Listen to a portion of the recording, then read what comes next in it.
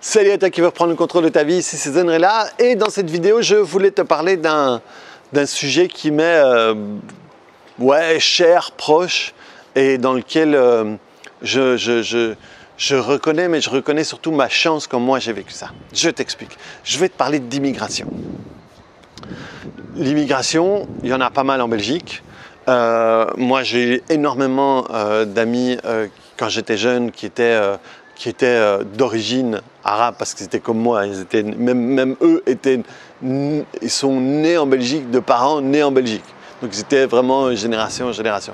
Qui étaient d'origine arabe. J'avais plein de potes blacks avec qui j'ai fait beaucoup de basket quand j'étais jeune, donc j'avais pas plein de potes blacks.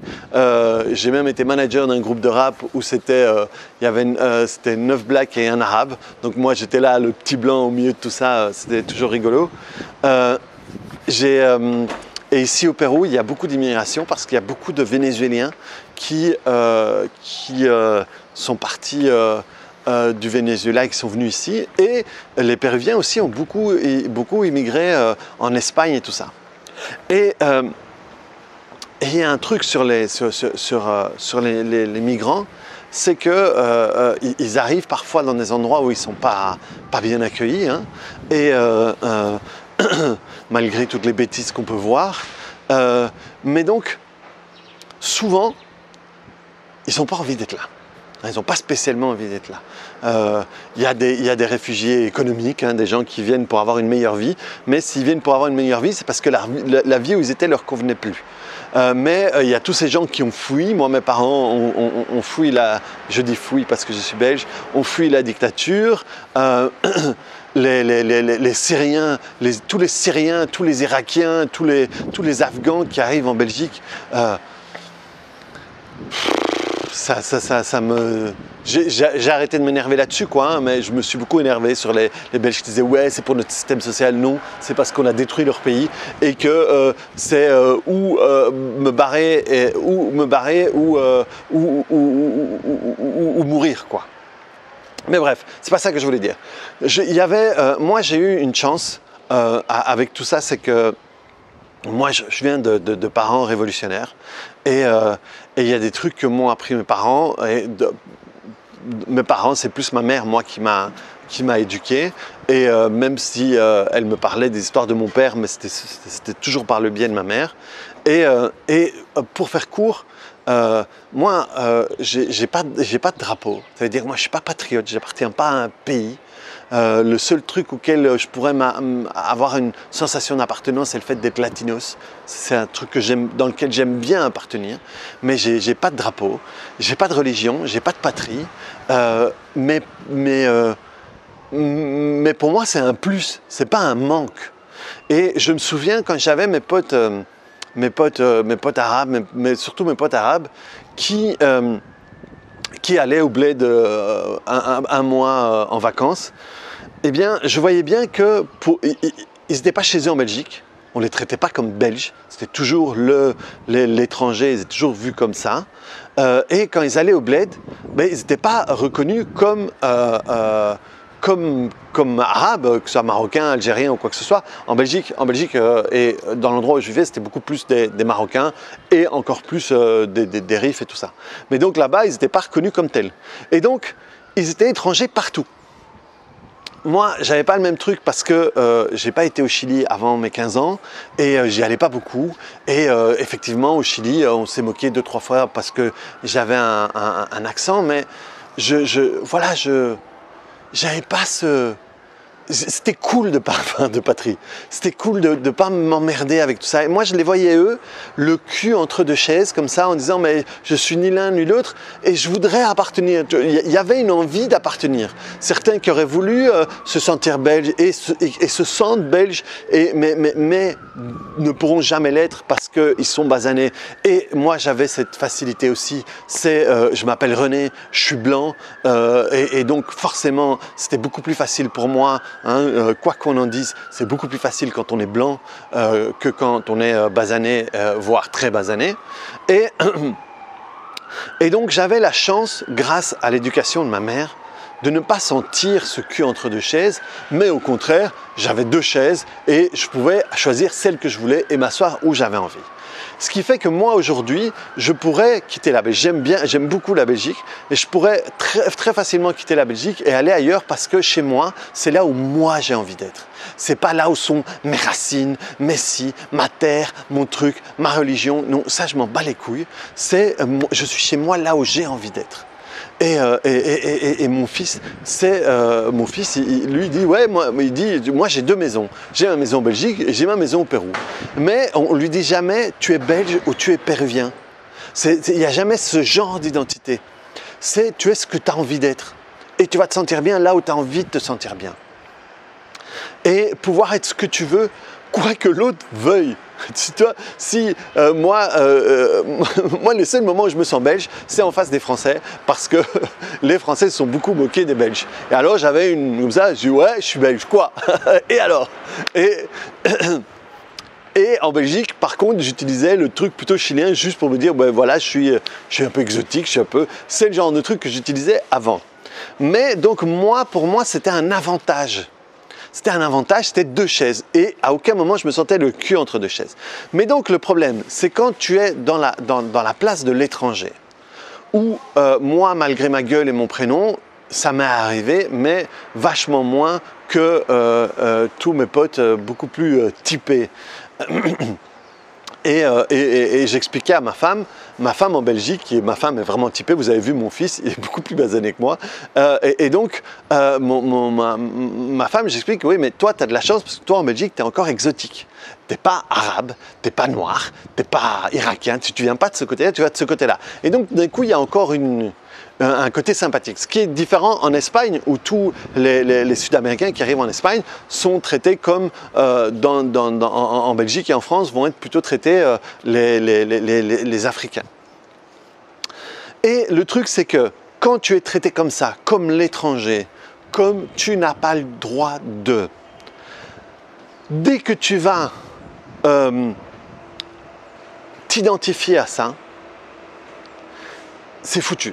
C'est foutu parce que ça va être les gens qui vont dire ouais, tu ne mérites pas, tu n'as pas le droit de, ce n'est pas chez toi, ce n'est pas ci, ce n'est pas ça. Eh bien, dès qu'ils vont s'identifier à tout ça, ils vont dire ok, moi je ne veux pas déranger. Mais merci de ce que tu me donnes, mais je ne vais pas déranger. Et donc, ce sont les gens qui vont s'asseoir sur le bord de la chaise et qui vont finir par avoir des petits boulots, qui vont être des gains petits. Et pourquoi? Parce qu'ils auront fini par croire tout ce qu'on leur a raconté, tout ce qu'on leur a dit sur eux. J'ai des souvenirs très clairs, moi, de la manière dont parfois étaient traités mes potes basanés à l'école par rapport à la manière dont moi j'étais traité. Parce que moi, on ne savait pas toujours que j'étais chilien. On ne savait pas toujours que vu que j'étais belge, j'étais blanc, mon prénom c'était René. C'était vraiment...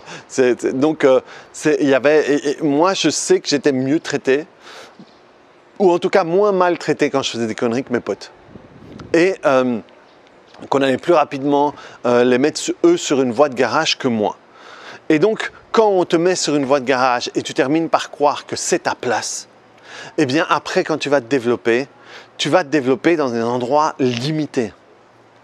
Et ça en revient à une vidéo que je t'ai postée il y a quelques jours. Si tu ne tiens pas compte de ce que tu gardes à l'intérieur de toi, dans ton inconscient, tu ne pourras être que la meilleure version de ton toi limité parce que tu gardes à l'intérieur de toi. Ça veut dire que ces personnes-là vont être la meilleure version du type qui n'a droit qu'au reste parce que ici, c'est pas chez lui. Parce que tu n'es pas chez toi. Tu n'as pas le droit parce que tu n'es pas chez toi. Et sois gentil de ce qu'on te donne.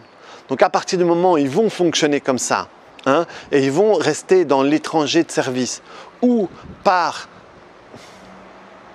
soumission, ou rébellion, en disant ouais, quoi, wesh, wesh, quoi. Et eh bien, ceux-là, d'une certaine manière, vont être de la même manière que le petit Mamadou qui croit que sa place, ce n'est que balayer ou ce n'est que si. Ou le gars de quartier qui croit que ouais, de toute façon, sa place, c'est que les places qu'on peut donner là-dedans. Et là-dedans, dans le fait de reprendre le contrôle de sa vie, c'est que le connard raciste, l'institution raciste, cette espèce de racisme sociétal qui est présent, qui est vrai, a un poids, mais celui en dernier recours qui va pouvoir se libérer de tout ça, ce sera la personne elle-même. À partir du moment où elle va travailler là-dessus, où elle va travailler sur le fait de pouvoir changer ça. Il y a un type, il y a un truc, une histoire incroyable qui est apparue il y a quelques jours, où il y a un type qui a terminé sa carrière dans une grosse boîte française et a tout de suite été voir la police et les médias et tout ça, parce qu'en réalité il s'appelle Mohamed et il s'est fait appeler Antoine pendant toute sa carrière parce qu'un des cadres de sa société a dit non, c'est pas bien qu'il y ait un Mohamed dans la société qui ait ce poste-là, donc tu t'appelleras Antoine. Et de peur de perdre sa place, il s'est fait appeler Antoine toute sa vie, mais en pensant dès que je vais sortir d'ici, ça ils vont me le payer d'une certaine manière. Mais donc, quelle que soit la position de rebelle, de soumission, de ci ou de ça, eh bien,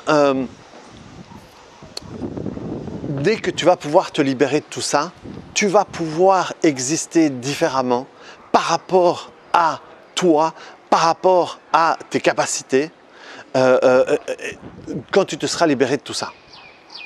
Et donc, l'immigré aura une place d'immigré tant qu'il restera dans le costume de l'immigré de service. Et c'est vraiment important de te rendre compte que même là-dessus, tu as le pouvoir. Même là-dessus, il y a énormément d'histoires de personnes issues de l'immigration qui ont fait des trucs énormes. Parce qu'ils se sont dit, non, il est hors de question que je garde cette place-là.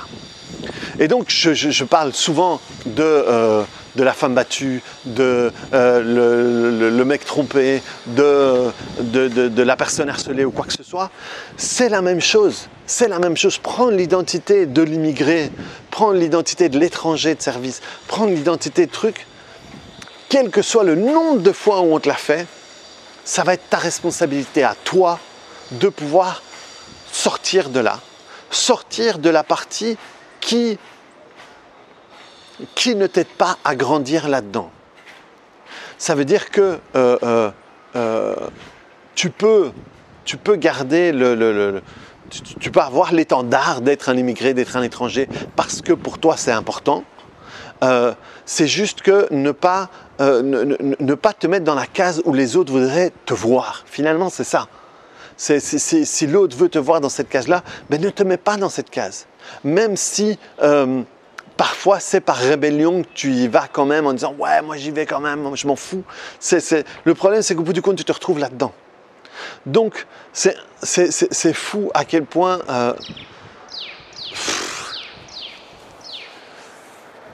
comment dire, il y a des tragédies des deux côtés. Il y a la tragédie de ne pas profiter de l'immigration. Quand on voit tous ces gens qui viennent de Syrie, qui viennent d'Irak, qui sont des avocats, qui sont des docteurs, qui sont des trucs, et qu'on met à balayer les rues, bordel, quoi. Alors qu'on pourrait utiliser leur savoir, utiliser leurs trucs pour pouvoir améliorer notre société. Mais ça, pour le moment, on ne veut pas. Mais soit. Et le drame, c'est toi arriver comme ça et rester dans cette position-là parce que tu crois que il n'y a rien d'autre pour toi. Et ça, c'est triste. Et ça, c'est terrible. Et c'est vraiment en travaillant sur toi, en te libérant de tout ça, tu vas pouvoir prendre ta vraie place à toi. Ta place à toi, quel que soit ton nom, que tu t'appelles Miguel, que tu t'appelles Ahmed, que tu t'appelles, je sais pas moi, Asia, que tu t'appelles Tsing Wang ou n'importe quoi, mais que ce soit ta place à toi.